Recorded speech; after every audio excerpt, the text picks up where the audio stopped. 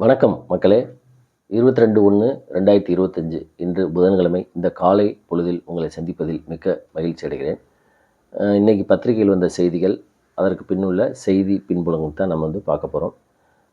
முதல் செய்தியாக 6 கோள்கள் ஒரே நேர்கோட்டில் வருது அப்படிங்கிற ஒரு செய்தி தான் இன்றைக்கி எல்லா பத்திரிகையிலுமே வந்திருக்கு. அதை இன்னையிலேருந்து 25ஆம் தேதி வரைக்கும் பார்க்கலாம். வெறும் கண்களால் பார்க்கலாம் அப்படிங்கிறத இதில் சிறப்பு. இது அப்பப்போ வானில் செலஸ்டியல் பாடிஸ் இதில் உள்ள சில நிகழ்வுகள்லாம் நம்ம பார்க்கலாம். இந்த மாதிரி அதிசயங்கள், செலஸ்டியல் மிராக்கல் அப்படின்னு கூட சொல்லலாம். இது 2022 இதே மாதிரி ஒரு நிகழ்வு நடந்துச்சு. அதே மாதிரி ஒரே நேர்கோட்டு பாதையில். அதே மாதிரி இன்னையிலேருந்து 6 கோள்கள் ஒரே நேர்கோட்டு பாதையில் வருது அப்படின்னு சொல்லி, அந்த 6 கோள்கள் என்ன அப்படின்னு பார்த்தீங்கன்னா, வெள்ளி, வியாழன், சனி, செவ்வாய், நெப்டியூன், யுரேனஸ் ஆகிய 6 கோள்கள். இதில் யுரேனஸை நெப்டியூனை வெறு கண்களால் பார்க்க முடியாது. அது டெலஸ்கோப் மூலம் தான் பார்க்க முடியும்.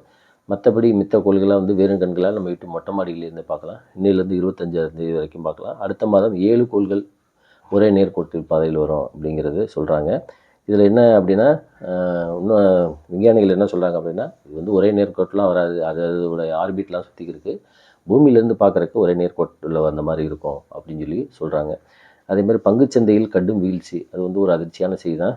நேற்றுக்கு மட்டுமே ஒரே நாளில் கரடியின் ஆதிக்கம், பேர் மார்க்கெட், புல் மார்க்கெட் அப்படின்னு சொல்லி 2 இருக்குது. கரடியின் ஆதிக்கம் 8.7 லட்சம் கோடி நேற்று பங்குச்சந்தையில் கடுமையான வீழ்ச்சி. இது காரணம் என்னன்னா, டொனால்ட் ட்ரம்ப் பதவியேற்றலேருந்து அதிரடியான மாற்றங்கள்.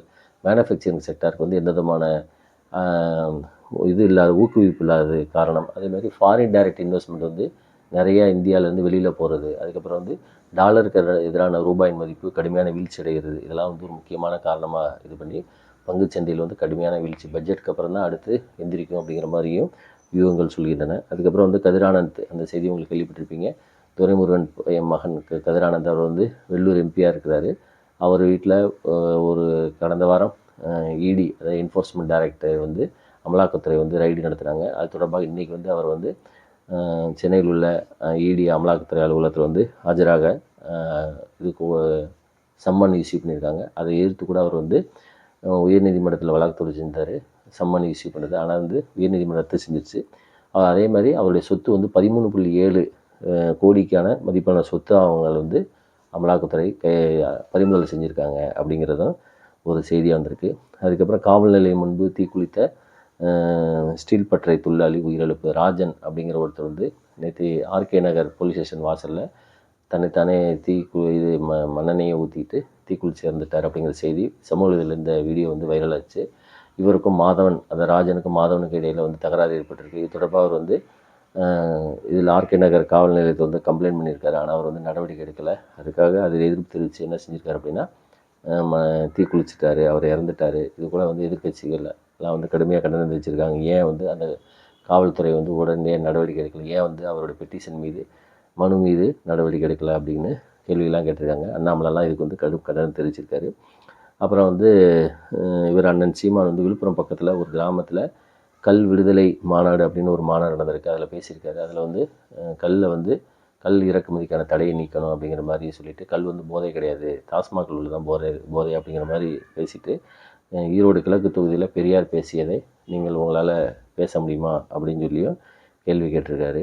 இந்த மாதிரி அடுத்த செய்தி பார்த்திங்கன்னா, டங்ஸ்டன் விவகாரத்தில் அண்ணாமலை அவர்கள் என்ன சொல்கிறாருன்னா, இன்றைக்கி ஒரு நல்ல செய்தி வரும் அப்படின்னு சொல்லியும், அந்த டங்ஸ்டன் அந்த கிராம மக்களை அண்ணாமலை அவர்களை கூட்டிகிட்டு போய் அதாவது மத்திய அமைச்சர் பார்த்து அவங்க மத்திய சுகாதாரத்துறை அமைச்சர் சந்திக்கும் வகையில் ஏற்பாடு பண்ணிவிட்டு அப்போ பேட்டி கொடுத்துருக்காரு. இந்த மாதிரி இந்த அரிட்டாப்டியில் வரக்கூடிய அந்த டங்ஸ்டன் சுரங்கப் பணிகள் வேறு இடத்துக்கு மாற்றப்படும் அப்படிங்கிற அந்த ஒரு செய்தி.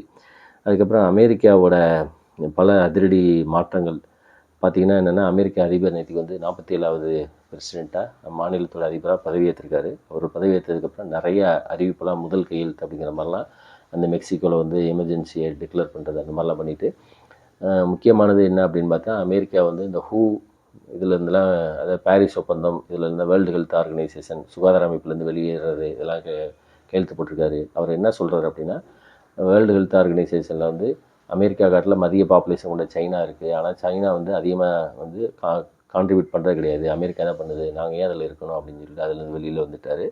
அதுக்கப்புறம் நிறையா இதை பற்றி கூட தனியாக கூட வீடியோ போடலான்னு பார்க்குறேன்.